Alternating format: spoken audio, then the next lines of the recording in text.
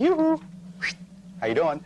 Susan Hyman is here, one of our Sci-Fi Buzz producers, fresh back from Fur Runs 4.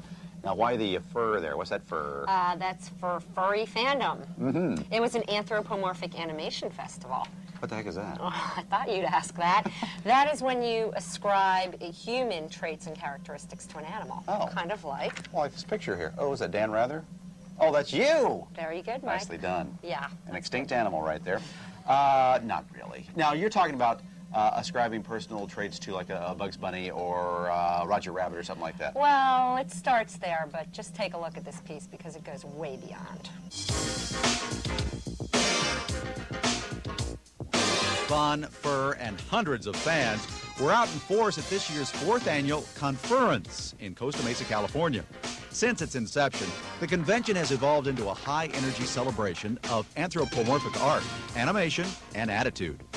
Conference was started in late 1988 after several years when we had been putting on parties at other conventions for people with an interest in anthropomorphic characters, which is basically everything from Mickey Mouse and Bugs Bunny to the Teenage Mutant Ninja Turtles and in between.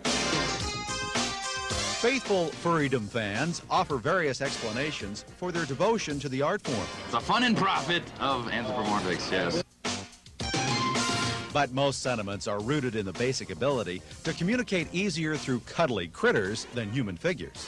With the anthropomorphics, it's easy to get outside matters of race or sex or whatever because they're not, on the one hand, they're not people, but on the other hand, you can do anything with them that you could do with people. Among the artists on hand at Conference to display their work was illustrator Steve Galacci.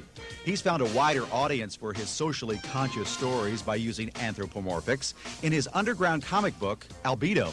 Having these cute little characters doing very serious, straight science fiction stories, serious action, in-depth social and political issues being explored and all that. But they're cute, funny animals, and well handled. You can approach an audience that you might want to hit that would otherwise reject your message out of hand. Anthropomorphics also offer a refreshing option for artists like Christina Hansen, who are intent on expanding their creative horizons.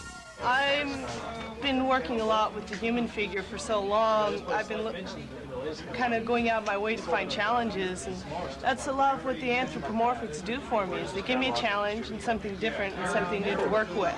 Artists and fans alike appreciate the anthropomorphic's ability to exude a comforting illusion, transforming even the most ferocious of creatures into something harmless and huggable. Anthropomorphics are fun. They give you the ability to do exotics that are still familiar somehow, so that it's not something so extreme that you might scare somebody with it. Yes, they are cuddly and fun, but according to Conference co-director Rod O'Reilly, the ultimate advantage of funny animals lies in their ability to push our imagination to the limits.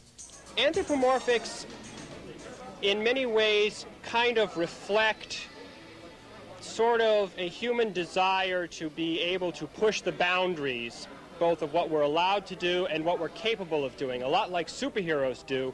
But we don't actually live with superheroes. We do actually live with animals, such that you can be reminded of your nice household cat who sits on your lap and you stroke it, but you can also imagine yourself in the role of a lion who can race at 90 miles an hour across the desert plains. Looks like the power of imagination is alive and well in the fantastic world of Furry Fandom.